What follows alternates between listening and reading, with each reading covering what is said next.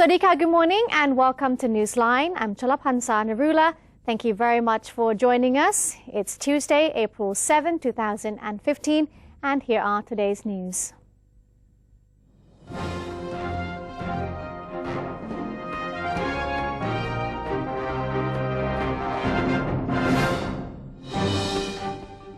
In today's segment of Thailand Moves Forward, Prime Minister General Prayut Chan-o-cha has led cabinet members in a ceremony to honor King Praputtayodfa Chulalok, or King Rama I, on the occasion of the annual Chakri Memorial Day. At the foot of the Praputtayodfa Memorial Bridge in Bangkok, Prime Minister Prayut Chan-o-cha was accompanied by all cabinet ministers in presenting the floral offerings to the royal statue of King Rama I, the founding father of the Chakri dynasty, as a gesture to mark Chakri Day. Apart from the cabinet, representatives of government offices, state enterprises and organizations, as well as the general public, also paid their respects to the king and showed their gratitude for His Majesty's establishment of the city of Ratanakosin, which later became Bangkok, and for constituting the Chakri dynasty, under which the nation and its people have been able to thrive and prosper until the present day. Chakri Day, which falls on April 6 of every year, is the day Thais across the country remember King Rama I and his contributions to the people. The king ascended to the throne on this day in the year 1782, following the end of the Thonburi kingdom, marking the birth of the Ratanakosin kingdom and the Chakri dynasty. Prime Minister Prayut Chan-o-cha on Monday also inaugurated an event celebrating the past 100 years of Chiang Mai City. At the 100 Years of Chiang Mai Heritage event, General Prayut observed an exhibit on the Lana way of life, local healing arts, local textiles, local art forms, and local craftsmanship. The Prime Minister also planted Nekasa trees and had a knot tied to his wrist in accordance with northern customs. The event, held at the Kuang Prachao Lan Na Buddhist site in Chiang Mai province, was held with an aim to sustainably restore arts and culture that prevailed in Chiang Mai over the past 100 years. The event was also held with the hope of restoring the linkage between home, the temple, and the school. Event organizers also hope to make the Kuang Prachao Lan Na site into a northern center for Buddhists.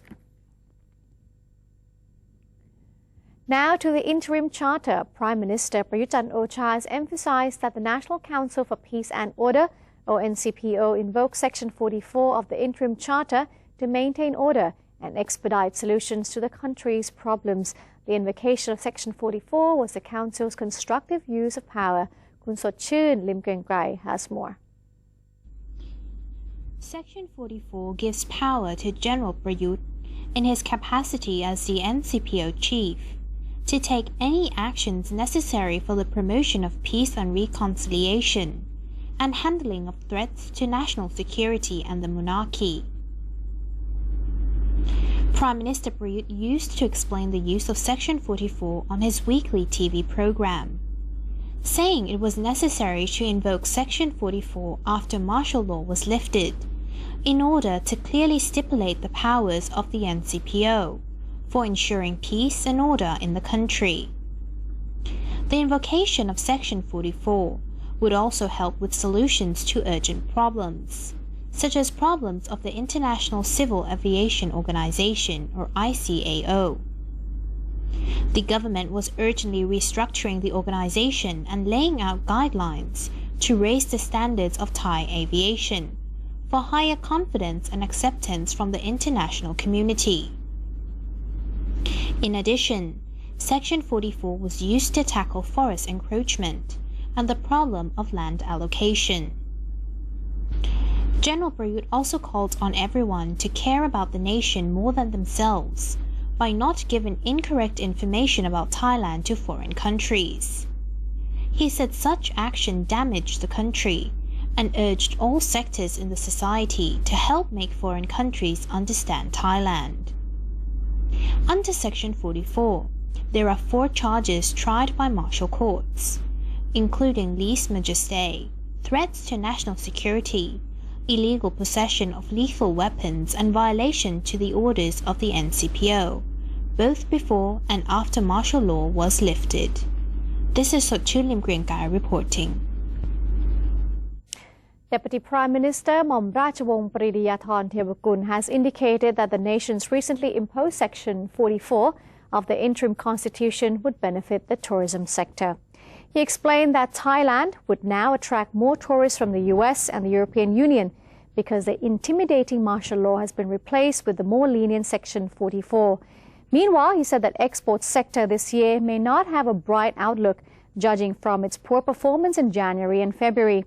Nonetheless, Mom Rajawong Paridiyathorn assured the public that the government is building a solid economic foundation for the future, expressing his confidence that the kingdom's economic growth would reach 5% annually within the next 2 to 3 years.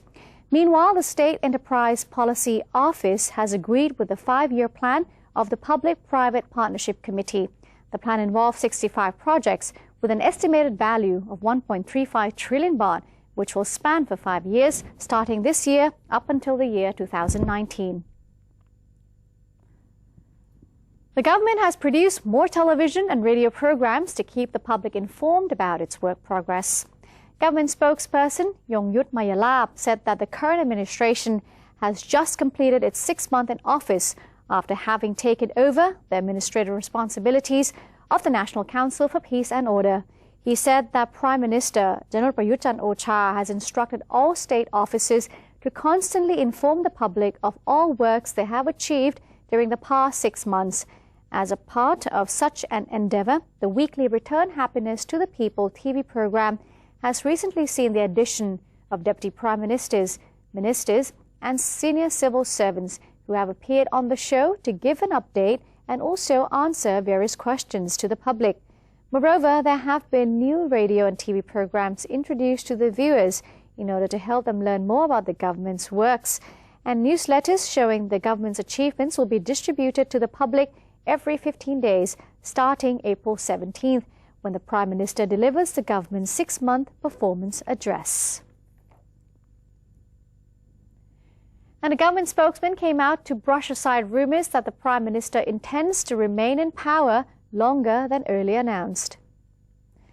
Deputy spokesperson of the Prime Minister's office, Major General Sansern Kaew-Kamnert, said that Prime Minister Prayut Chan-o-cha and the government will keep on working until all the objectives in the announced roadmaps are achieved. Major General Sansern's comments was made after a fortune teller told reporters that the Prime Minister will stay in office for at least 3 years. The spokesman, however, believes that Prime Minister Prayut will likely feel good that the fortune teller has offered his moral support to the PM and predicted that Thailand will remain in peace. He went on to say that the current government does not want power and is only here to work for the country. Major General Sansern said, however, that the government would have no choice except to keep on serving the people if any attempt continues to instigate conflict or disorder, which puts the safety of both officials and the public at risk. In such a case, the roadmap to democracy might be delayed. And now to Songkran preparations. The State Railway of Thailand has announced it will increase the frequency of train services by 30 trips daily, which will be able to accommodate about 120,000 more passengers daily during the long Songkran holiday period. The State Railway of Thailand Governor Wutichat Kalayanamit recently made the announcement that it will be increasing the frequency of train services, saying 12 train trips would be added from April 10 until the 12th, and another 18 from April 15 up until the 19th. All of the 30 trips would be offered free of charge. Furthermore, the governor of SRT said the service during the Songkran holidays would focus on 3 main principles: safety to lives and properties of passengers, the ban of alcohol consumption within stations and on trains, and cleanliness of restrooms both in the stations and on the trains. Governor Wutichat had also led a press tour of the newly renovated toilets and bathrooms in Walampong Station. And he said the new facilities would be open to the public for free for a month, after which maintenance fees would be collected. The new bathrooms and toilets will be available from today onwards. Meanwhile, Kasikorn Research Centre has projected that Bangkok residents would spend as much as 22.8 billion baht during this year's long Songkran holidays, with half of the amount on party expenses. The centre said the figure is an increase of 3.6% from 2014, as Bangkok residents' purchasing power, which took a direct hit from political turmoil last year, has now recovered. The centre elaborated that 11.5 billion baht would be spent on party expenses, such as food and drinks. 4.6 billion baht would likely be on shopping, 3.1 billion baht on accommodation, and also other travel expenses. It also speculated that merit makings would cost Bangkok residents about 3.1 billion baht, and about 500 million baht would likely be spent on water spraying gear. Another key factor that will boost spending of the capital's residents by up to 10 to 15%, according to the centre, is petrol prices, which have dropped by 30% since last year. According to Kasikorn Research Centre's survey, 54% of those residing in the city said they would spend the Songkran period in the capital itself, while 27% of them plan to visit their hometown. Mae Hong Son strictly prohibits burning in the areas without fire breaks, saying uncontrolled burning will cause forest fires and exacerbate the smog now prevailing over the province. The Provincial Natural Resources and Environment Office in Mae Hong Son said it was very difficult to control forest fires in the province due to its mountainous geography. The office therefore sent officers to the villages with reports of uncontrolled burning and asked the villagers not to burn without fire breaks. There are still uncontrolled burning in many areas in Mae Hong Son. Most of the illegal burning instances have been caused by people who make a living from the forests. Visibility was 3,000 meters at the province's airport on Monday. It was deemed very low and affected aviation. PM10 was 130 micrograms per cubic meter, slightly decreasing from the highest level of 158 micrograms per cubic meter measured on April the 5th. A large number of people visited the National Book Fair on its last day on Monday, although the amount of visitors was far below the peak figure on Saturday, when around 1 million people visited the fair. Discounts and other incentives for buyers were more abundant on the last day of the fair as publishers sought to wrap up sales. This year, documentary and historical books proved to be the most popular buying choices amongst visitors, most of whom were students that were on their summer break. On average, 300,000 people visited the 43rd National Book Fair each day, although the number of visitors peaked at roughly 1 million the past Saturday. About 500 booths were present at the 43rd National Book Fair and 13th Bangkok International Book Fair, which was held at Queen Circuit National Convention Centre in Bangkok, and it ended successfully. And that's it for Thailand Moves Forward today. Before we take a quick break, let's have a look at the exchange rates and also the commodity prices.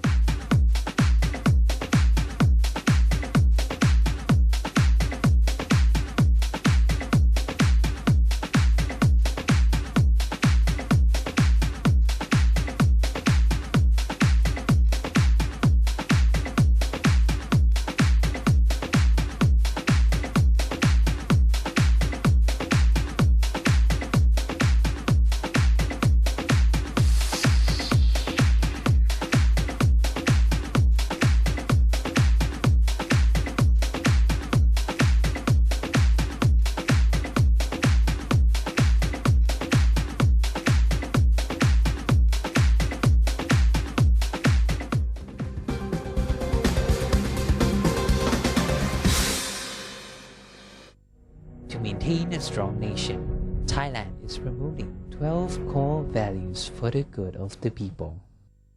The fourth core value: seeking direct and indirect knowledge and education.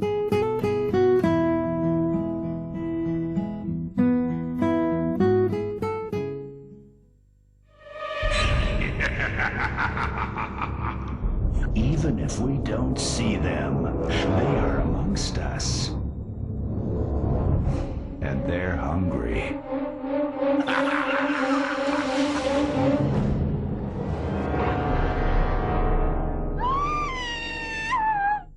Slay your power-sucking monsters. Take their power away. Think when you plug. NBT World, a 24-hour English language television service operated by the National News Bureau of Thailand, or NNT, is designed to bring the most reliable information about Thailand to the international community. NBT World is available on various platforms, including via C-band set-top boxes, GMMZ Channel 202, PSI Channel 272, and a live stream on thainews.prd.go.th/newsing. You can also follow us on facebook.com/NNT News or download the PRD News EN application on your smartphones. NBT World, a vision of Thailand.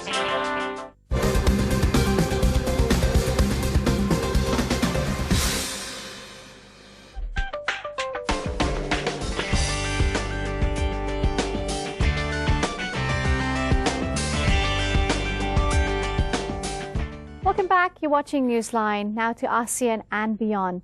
Rapid movement has been seen in the developmental collaboration in 8 provinces of 3 countries along the borders of Thailand, Laos and Vietnam in preparation for the ASEAN Economic Community, or AEC.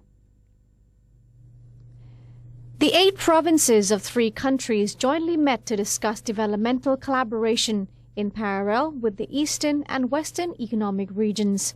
A suggestion was made to include the Cambodian border provinces for more concrete results from a higher level of collaboration. Deputy Governor of Ubon Ratchathani Province, Surapan Disaman, joined the meeting on developmental discussions in provinces of Vietnam, Laos and Thailand. The meeting was held in Vietnam. Various representatives of each country and related agencies attended from countries situated along the Eastern-Western economic area. Joint collaboration in terms of trade, investment and tourism has been discussed before, first in 2011 and again this year, 2015. It is hoped that a more rapid implementation of decisions will result, particularly in the form of establishing policies and a framework of collaboration among governments of each country. The idea of adding Cambodia to the present 8 provinces, 3 countries group is to promote tourism as a strategy leading to trade and investment opportunities in the future in both bilateral and multilateral forms.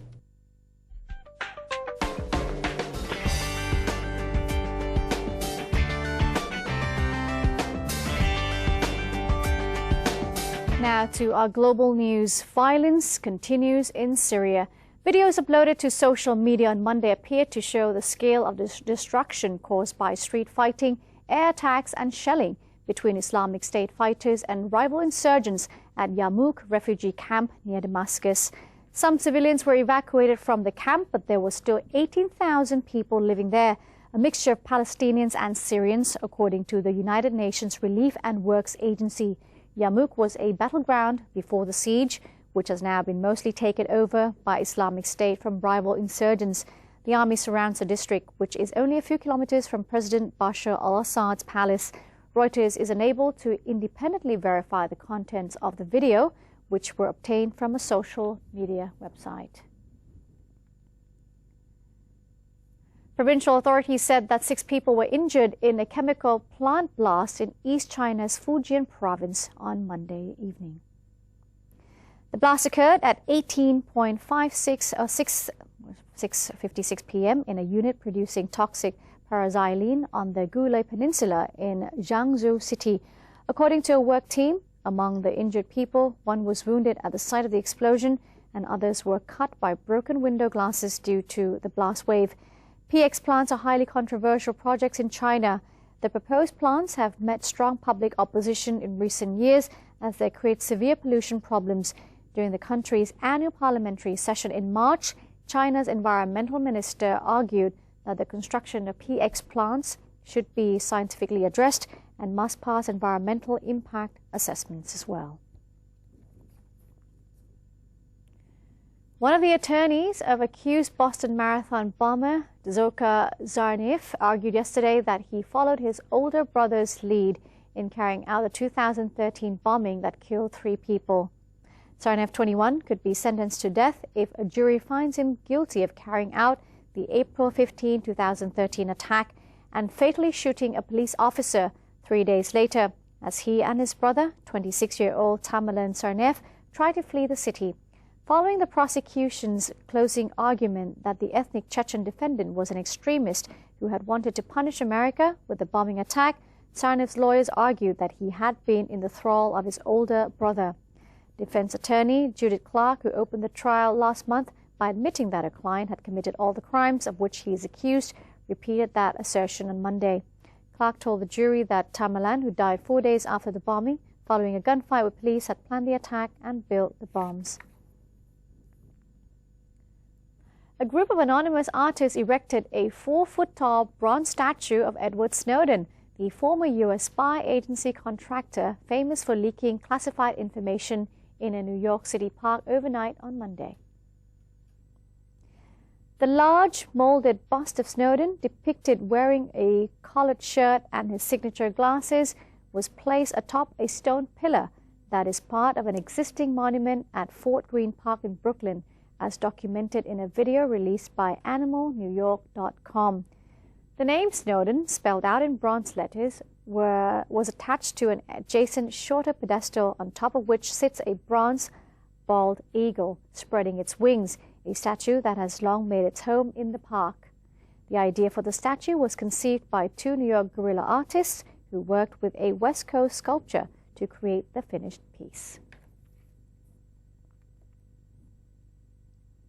And that's it for today's edition of Newsline. Thank you very much for joining us. Should you have any comments, suggestions, please feel free to email them to us. And the email address is newsline.nbt@gmail.com. You can also follow us on Facebook, our Facebook fan page. You can simply type NNT to find out more about everything. We're going to say goodbye today with pictures of the first couple of the U.S. hosting the 137th Easter egg roll at the White House, and also marking the 5th anniversary of Michelle Obama, the First Lady's Let's Move Fitness Initiative. I'm Chalapan Sanarula. Thank you very much once again for being here with us. We'll see you tomorrow, same time, same place. Sawasdee ka.